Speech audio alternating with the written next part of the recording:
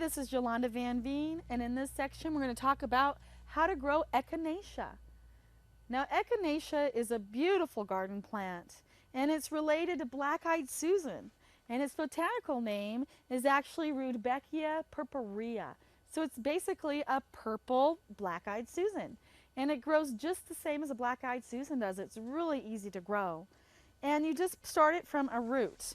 If you're transplanting it, the best time to transplant it is in the fall when it's done blooming. So as soon as the foliage dies back and it starts turning brown, just top all the foliage off.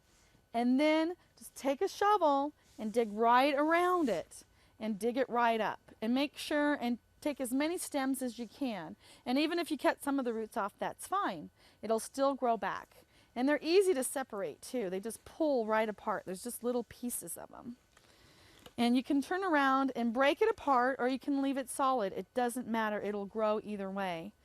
They do need full hot sun and good drainage and lots of water in between watering. You let them dry out too.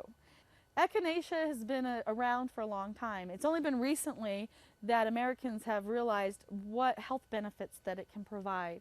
It boosts your immune system and makes you much stronger. And if you're coming down with a cold, just a little Echinacea will make you stronger right away.